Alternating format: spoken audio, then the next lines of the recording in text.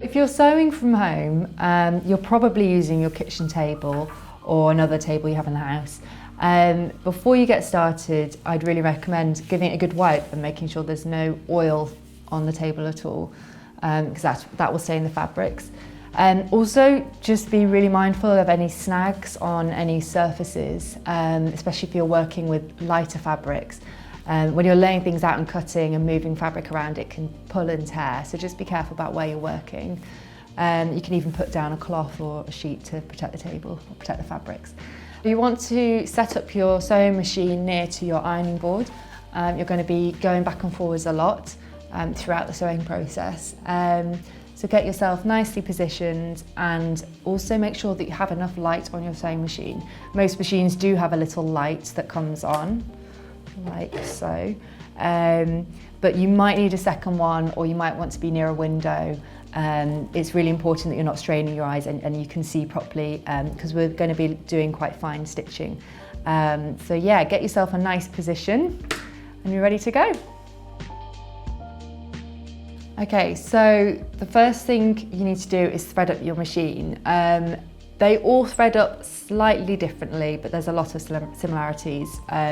So I will show you how I do my machine. The first thing we'll do is wind the bobbin. So on this machine, the bobbin is in a case that sits in at the front here, and that's the bobbin there, an empty one.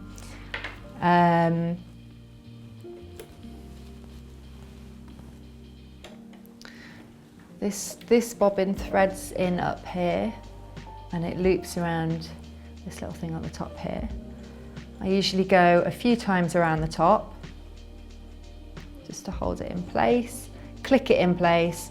I actually need to turn it on, and then press your pedal to begin winding the bobbin. I usually hold my hand over the top here because sometimes the thread pings off if I'm going too fast.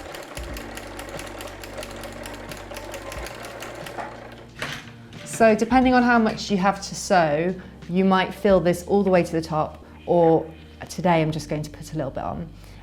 So to take it off, you snap that back, snip the thread, and then so we're going to slot it into our bobbin case and bringing the thread up through this little notch here. It's the only notch in the whole case, so that's why it's obvious. And you pull it up through there and it clicks into place like that. So I'm going to put this in the front of the machine like so, usually with the arm sticking up, and just click it into place. Make sure you hear that click. I'm then going to thread up the rest of the machine. So starting from the top here, this goes round the back of this hook, down the front here. It has arrows on, most machines will, and then round this bottom hook here. And on this machine, I can see the arm really nicely and clearly. Sometimes you have to, it's all the way down here, you might need to bring your arm back up so that you can see it, and you thread round your arm like that. Pull it back down, bring it back down through the middle channel and around the hooks like so. There's usually one bigger one and one smaller hook closer to the needle, which just helps to keep the thread nice and in position as you're sewing. Again, every machine is different, but it's the same rhythm on each one. So you'll have slightly different placements, but it's generally the same idea. Then thread, oh, that needs a little snip. So you're then going to thread the needle, like so. You're then going to bring it round this side, get it to the under part of your foot. This one has a little, well, they all do, I think, have a little sort of slit in the side there. Then use your lever at the side to put the needle, hold on to the thread, put the needle down through the machine, back up to top, and it brings the bobbin thread with it. So pull that out, and you've got your 2 threads up at the top now. And then you can close your front case, and then make sure both threads are pushed through to the back and that the needle thread is going through the foot and out to the back like that. Once you're ready to start, I would recommend running some scrap fabric through the machine, just to check tension, to check stitch length, and just get a feel for how the machine's running.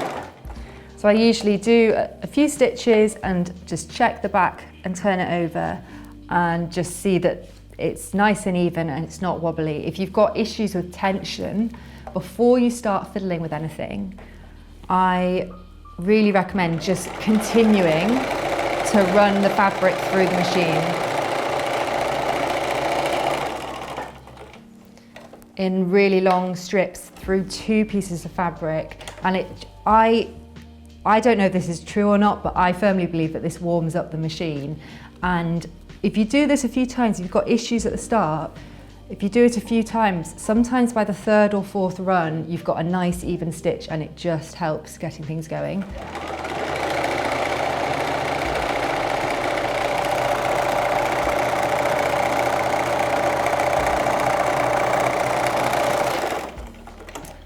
So this is looking fine, and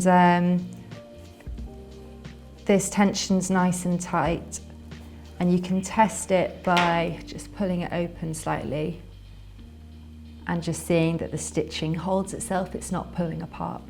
If you do need to change the tension, just make sure your machine is set to the middle point of the tension. I wouldn't start playing with it. It doesn't really matter with the fabrics that we're going to be sewing, for all the garments that we create. They're a similar kind of weight, and I never really have to play much with the tension, so I really wouldn't try and play with it. I'd just go on a standard. If you're having trouble with fabric being pulled down underneath the plate, you get this quite a lot when you're starting a seam, and what can happen is as you're starting, the needle is pushing the fabric down under the plate and it gets jammed, gets into a huge big knot before you've even started.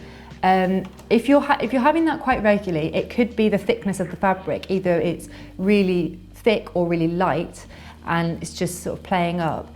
And one tip I would recommend is just, instead of starting your seam on the edge here, like you would usually do, I would just start it inside a little bit more and use your reverse stitch to go back off the end and then forward again. As you've already got momentum, it's usually a bit easier to follow through with that.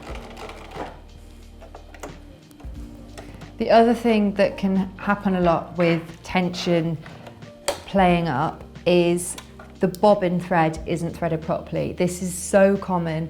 People often have issues and they're stressing about everything that's going on top, and they don't think about the bobbin and to check this. So just really make sure your bobbin is secure and threaded in properly.